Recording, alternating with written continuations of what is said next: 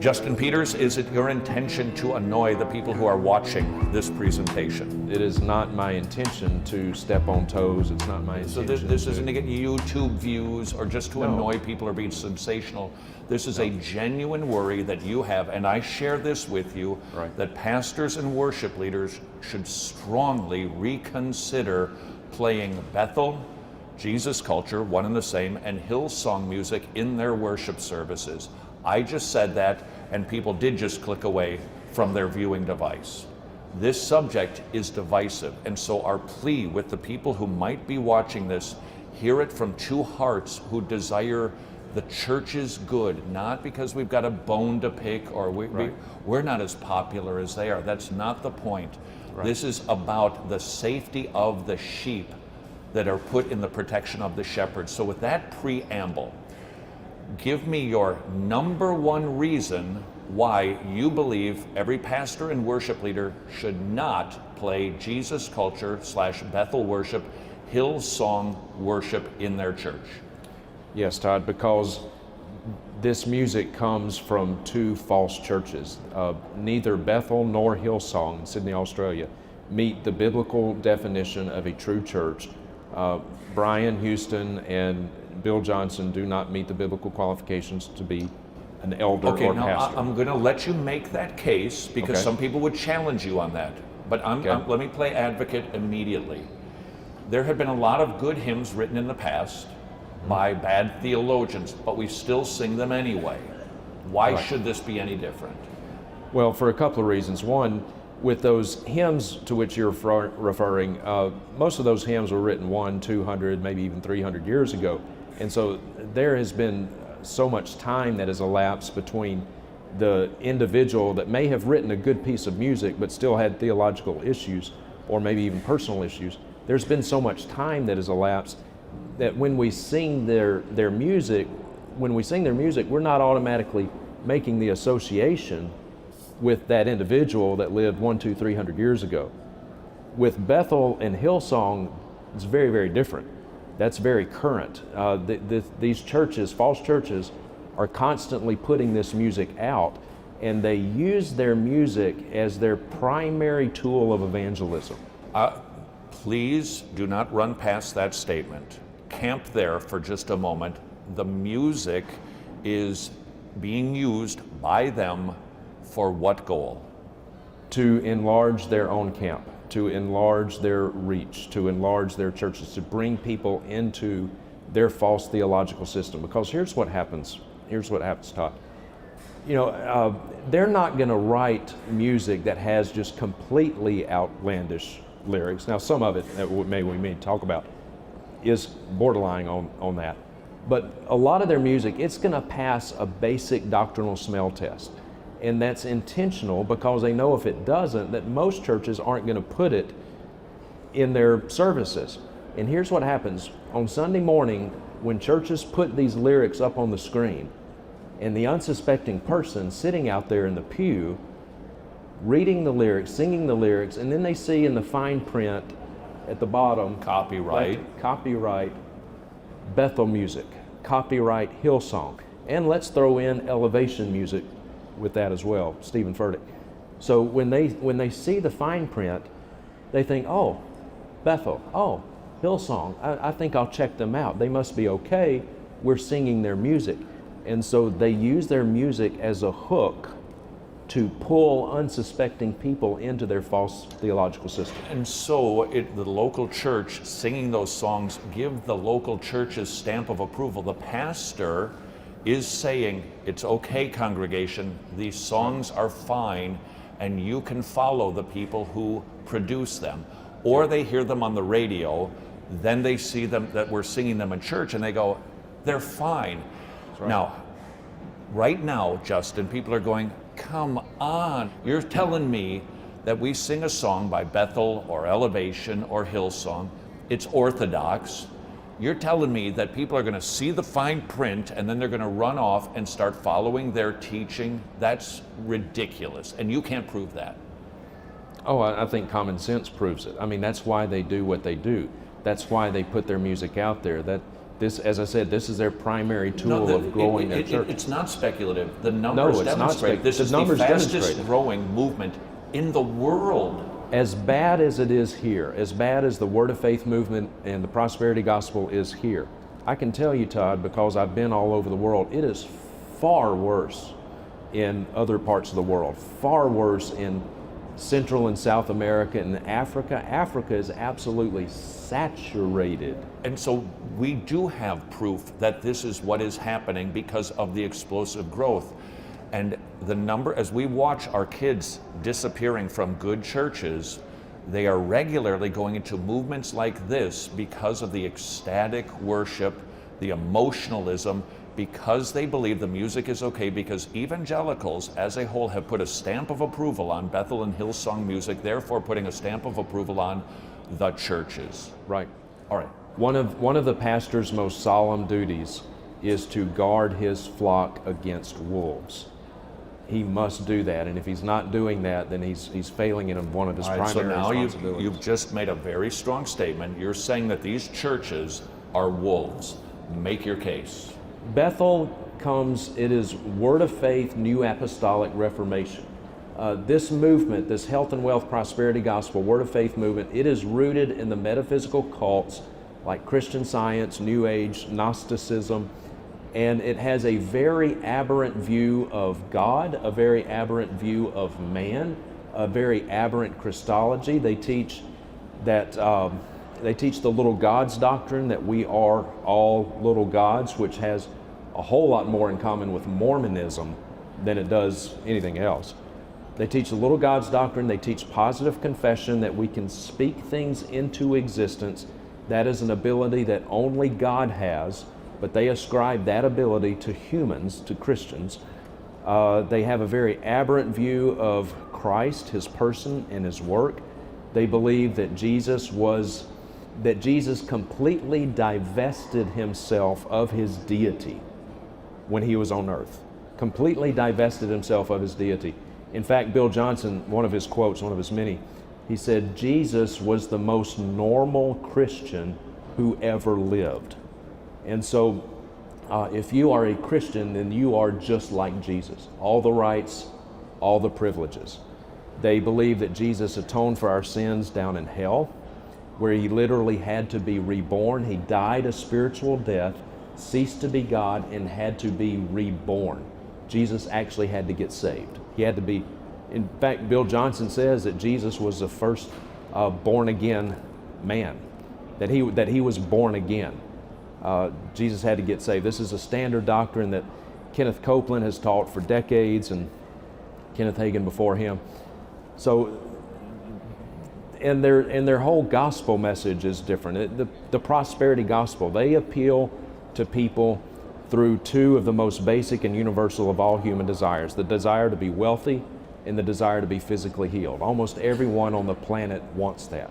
They'll say, if you'll come to Jesus, if you'll just ask Jesus into your heart, then he'll make you rich and you'll never have to be sick again. Well, you've got about 7 billion people on the planet who want those things. And so they make this emotive response to this prosperity gospel, but that is not the real gospel. They rarely talk about sin. If you listen to Bill Johnson or Brian Houston or Joel Osteen, Kenneth Copeland, Joel Osteen, any of these, Benny Hinn, sin is not something that you commit against a thrice holy God that incurs his wrath. In fact, Bethel Church actually will flat out teach you that man is inherently good. That man is inherently good. That's one of their staple teachings. So sin is not something that you commit against a thrice holy God that incurs his wrath.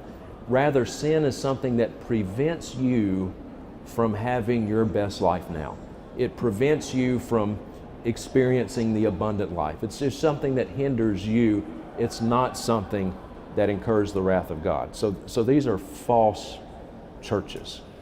And you and I have both met parents, weeping parents, whose sons and daughters, because of the music, have gone into these systems. They then go into their supernatural school of healing ministries. They have dead raising teams. If you haven't heard about Olivia, the little girl who died, one of the worship leaders, or Olive rather, who died, and for 7-8 days they tried to call on God and insist resurrection because we have the authority to resurrect the dead. That made national news.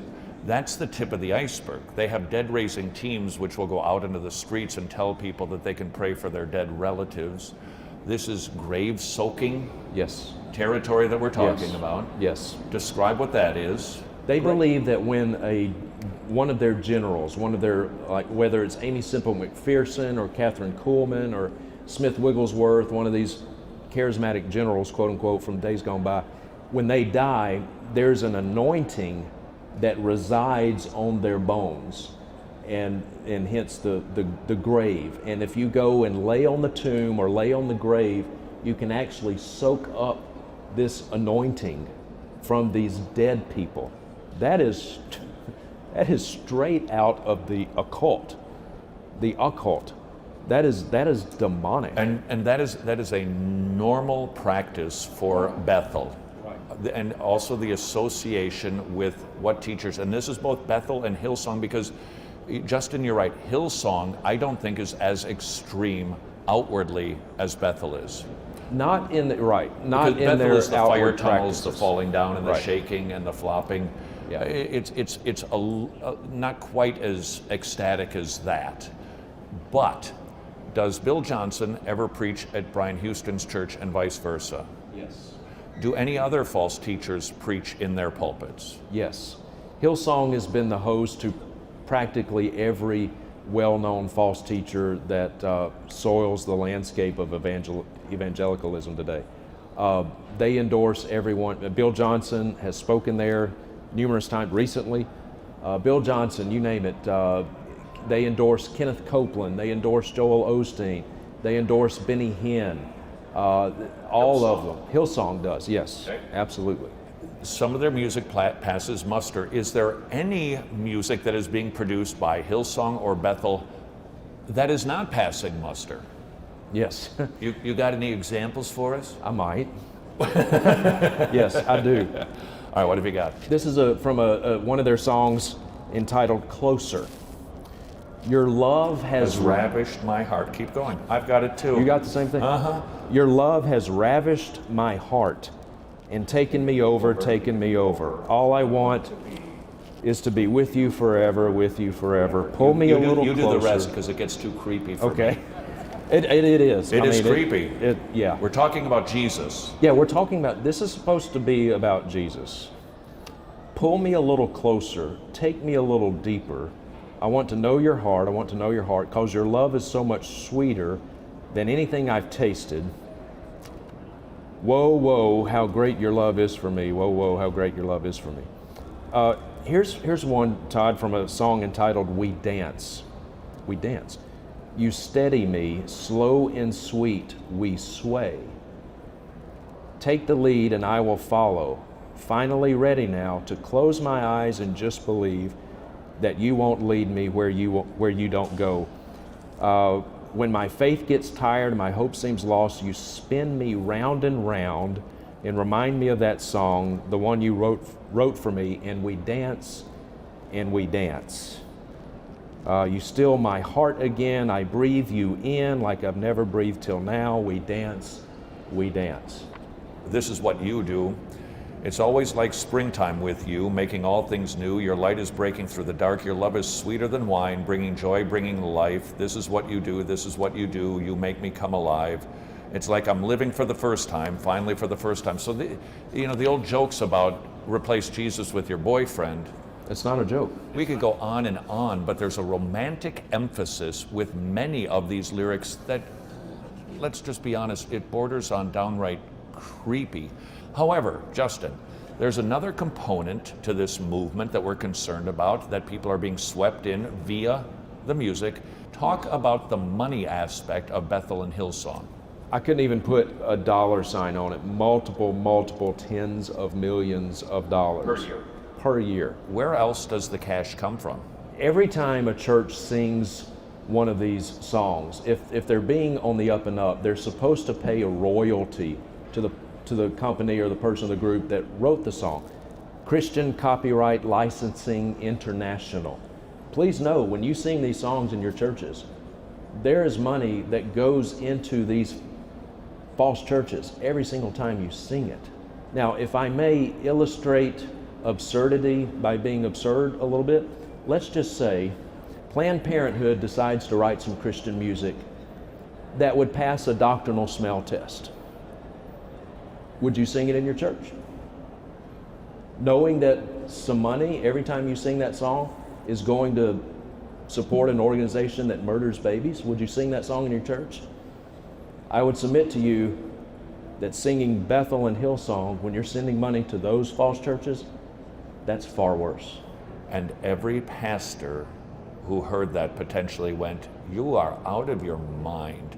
You just compared Planned Parenthood to a church." You want to defend that? Bethel and Hillsong are false churches. These aren't real churches. So what I'm saying is even the good churches, and I'll be honest about it, I've been in some good churches and I've looked up and they're singing a Hillsong song and it just makes me wince and I won't sing it. Talk to the pastor afterwards. But when they sing that song, they're sending money to false churches that are opposed to Christ, opposed to the gospel, teaching a false gospel, leading people to hell. I take a back seat to no one in my pro-life stance. I'll take a back seat to no one in that. But if there's anything worse than murdering babies, it is sending people down the primrose path to hell. That's worse. Blaspheming God, that's worse. And so know that when you sing those songs, your money's going to support false churches that are opposed to Jesus Christ. Are these movements prosperity movements? Yes, they are, Todd. They are. Now, a lot of people don't necessarily associate prosperity gospel with Bethel or Hillsong. Well, Brian Houston, the pastor at Hillsong, has written a book entitled, quote, you can't make this up, "You Need More Money." That literally, was the name of one of his books. And I wouldn't disagree with that. But that's not the point. That's not, Right. That's not the point. Yes, Hillsong does teach this health and wealth prosperity gospel. Bethel does as well, and a lot of people don't realize this. But just in the last few weeks, I've watched some of their services live streaming. I want to read to you, Todd. This is their declaration. They read this right before the offering is taken. He began by saying, "Nothing happens in the kingdom until we first declare something." This is the positive confession doctrine. You speak things into existence. Word faith. And not to chase a rabbit here, but the little girl Olive who died. When you watch videos of that, they weren't asking God to raise her. They were commanding Olive to come up out of the grave. This is bad juju. But anyway, they say this, quote, "As we receive today's offering, we are believing the Lord for jobs and better jobs, raises and bonuses, benefits, sales and commissions, favorable settlements, estates and inheritances, interest and income, rebates and returns, checks in the mail, gifts and surprises, finding money, debts paid off, expenses decrease, blessing and increase." They had the whole church, the whole church recites this right before they take the offering. Objection.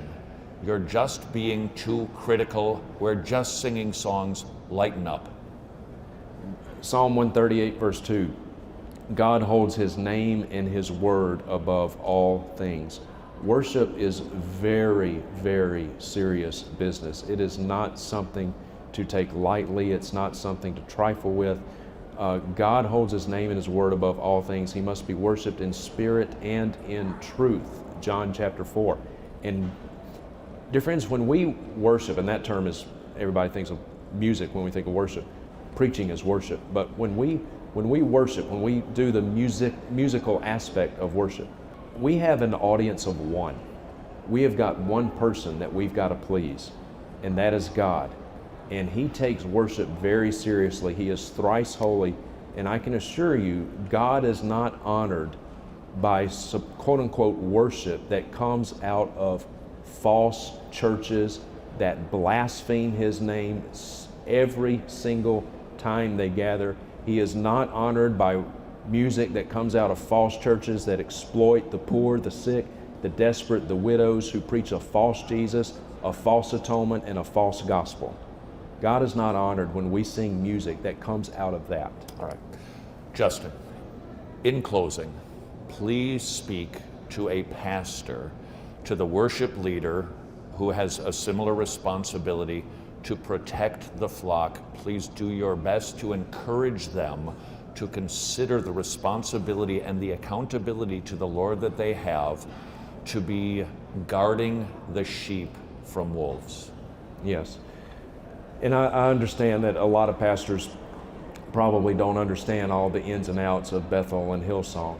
But as a pastor, brother, one of your most solemn duties is to protect your flock from the wolves.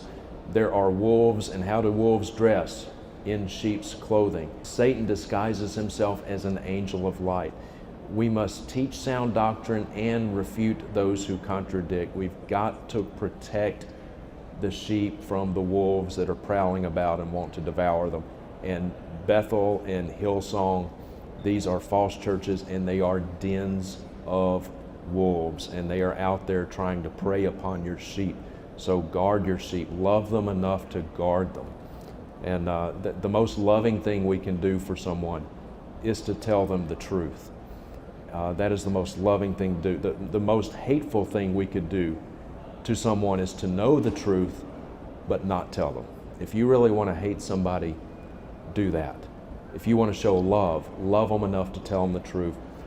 Love them enough to protect them from those wolves that would devour them.